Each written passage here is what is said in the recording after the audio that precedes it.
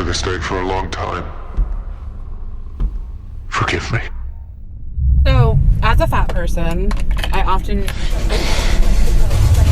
I'm guessing this Bible thumper thumped himself a little too hard with his Bible and made himself Alrighty, folks, it's time for another episode of Ben's Producers Torture Him. Yes, we're going through... torturing you. I know. Yes, we're going through woke TikToks. Again, I've not seen any of these. So it's like basically a surprise package of absolute crap. So can't wait to unwrap this one. Let's do it. So I applied for a job at TJ Maxx a few weeks ago, and they denied my application. I wonder why. They didn't even call me. They just sent me some automated email.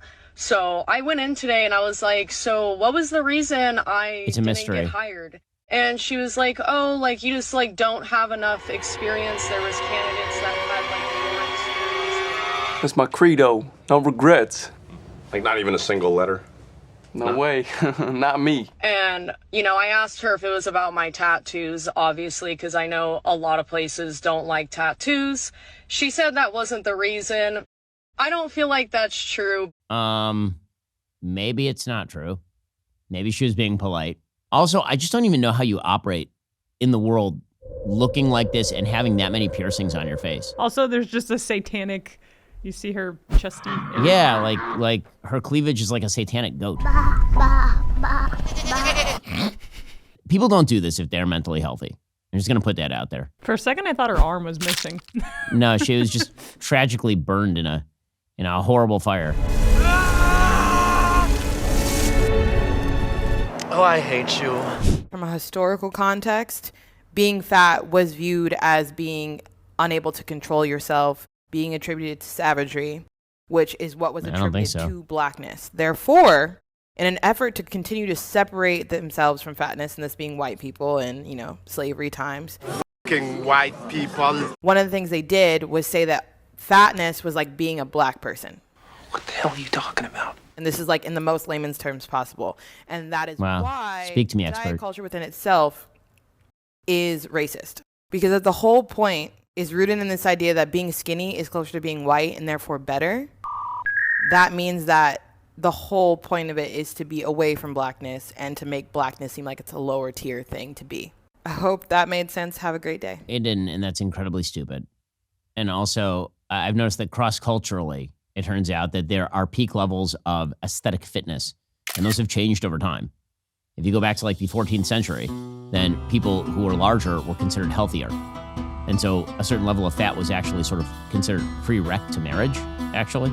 And then as you move forward in time, where it turns out that obesity is highly associated with non-health, that people are not as attracted to that. So not everything is about race, man. Not everything is about race.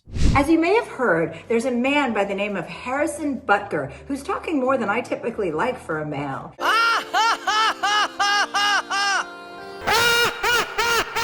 He's a kicker for the Kansas City Chiefs, and I learned that kickers rarely get tackled. So based on his misogynistic rant during a recent commencement address, I'm guessing this Bible thumper thumped himself a little too hard with his Bible and gave himself CTE. Very funny. That's very funny. First of all, Harrison, you're a kicker, so you have one important part of your body, and it's not your brain. Isabel, please blink twice if you need us to call for help. It's his wife. But the real kicker is that Harrison Butker's mother is a renowned physicist who has a degree in chemistry and a master's in medical physics.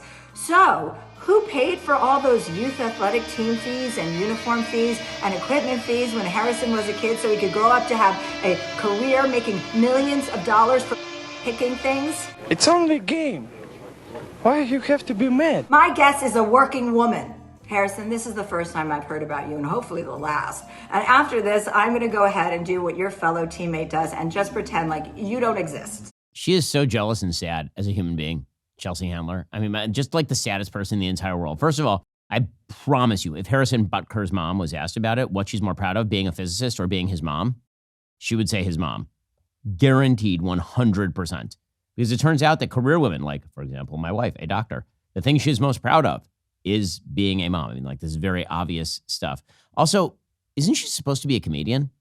Like, does she ever say any funny things ever? We'll get to more of this in just one moment. First, June 6th marks the 80th anniversary of the Allied invasion of Normandy, more commonly known as D-Day. Our good friends at Black Rifle Coffee are doing something awesome to commemorate the incredible men who stormed those beaches by land, air, and sea 80 years ago. Evan Hafer and his team will make a series of parachute jumps into Normandy from June 4th to June 6th, fully decked out in World War II-era uniforms. As time marches on, the Black Rifle Coffee crew is making sure they do their part to honor the last of the greatest generation who fought at D-Day while they're still with us. Black Rifle Coffee is veteran-founded and veteran-run. It proudly serves coffee and culture to people who love the country.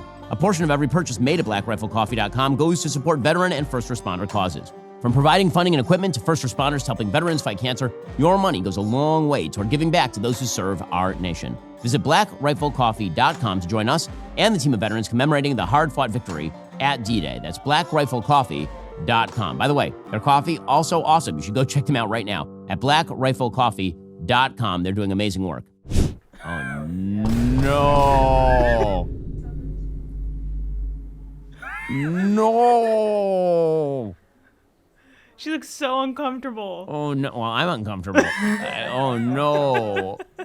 Wow. So, as a fat person, I often dread medical appointments because of blatant medical fat phobia.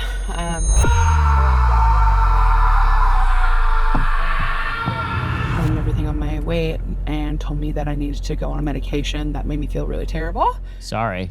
This OB appointment that I just went to, I've been dreading, and the provider was amazing. She asked me what my pronouns are. That's called reality. And like being a good doctor is using the right pronouns. Right, exactly. Like bedside manner is, let's talk about your feelings, as opposed to, taking care of the body. Like the thing that you're there for. The night if you were so reckless. If you're gonna let me down, let me down gently. Don't pretend that you don't want me. I'm living water under the bridge. If you're gonna let me down, Can you imagine? Yeah, exactly. You're one of the people just driving by. There's one car that drives by as you swerve into a tree. I do like the magical effects where the pots and pans appear in her hands. And the breastfeeding child. I like that movie. This couldn't have been done in the living room. This had to be done like out in the open. Imagine that you're this person's parents and you're just looking out the window like, oh God, I can't believe we brought Jessica up to be this way. Or they're like, wow, I'm so proud of her. So brave. My name is Jacob, and my concentration is environmental science and sustainable business.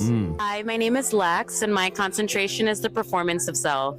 Hi, I'm Gabrielle. Yeah, I'm sure my it is. concentration is creative direction, production, and narrative through the arts. Hi, my name is Karina Gomez, and my concentration is in journalism and Latin American studies with an emphasis in human rights, collective memory, and political violence. Hi, my name is Stephanie Lee, and I studied the sociology of environmental communication. My name is Elliot Wright, and my concentration is art as a social mechanism. Wow. Hi, I'm Georgia, and my concentration is dramatic writing and theatrical adaptation. My name is Noah Loyacano, and my concentration is equilibrium or negotiated paradox. Equilibrium, like the movie with Christian Bale? Equilibrium is in, like, he goes on balance beams or what? So their actual concentration is, would you like it venti or grande? That's the actual concentration here. All these people will be serving you coffee, all of them. My degree is just mind vomit. They should just say my concentration is and just like vomit just appears like The Exorcist. Because wow. We are just graduating legions of useless people. It is amazing. I pride myself on being a teacher who's very open about her life. And one of the things I'm very open about is my sexuality. I have a trans flag, a bi flag, a non-binary flag, all on my desk at my work. That's terrible. You should be fired. I'm not open about, and it's being. And today that. Oh, well, okay. Worried about for the first time. Oh, you had to worry about it. Are interviewing us teachers as a part of learning how to write profiles on others. Bad idea. They'll soon be doing it with each other, but they're starting with the teachers so they can all work together on one subject. Yeah, who came up with that assignment? On Tuesday is going to ask me if I have a partner. Maybe the right way to do it is answer the question honestly. Say, while I don't feel comfortable talking about who I'm in a relationship with in this specific setting, I will say that I am bisexual. I've dated people of many different genders. And if you're interested to talk about that or my own specific relationship, if you're really, really insistent, let's just not do it in the classroom setting, and we can do it like in lunch or in the after-school GSA club. Or like at my house where I'm a creepy predator. Yeah.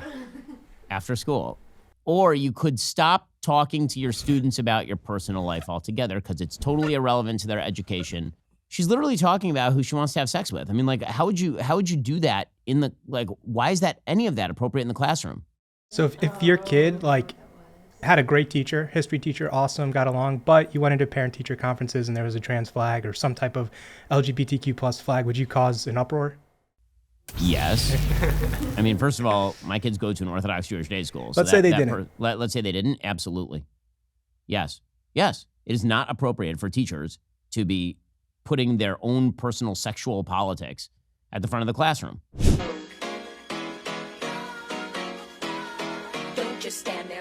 Why are we having recruitment problems in our military? Why?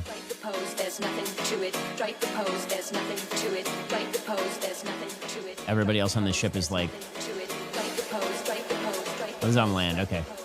Everybody else at this base is like... Strike the pose, there's nothing to it. I was waiting for it to go somewhere. Yeah, was there a jet? The funny part is this person posing without the flags, and the jet doesn't even see the person. But yes, this is what our military is about now. We're going to win tons of wars like this. That seems like a warrior. Will you fight? Oh, hell no! So, I've been sufficiently tortured for today, my producers tell me. So, make sure that you leave links in the comments below. My producers will probably peruse them and find other implements of absolute suffering to torture me with in the very near future.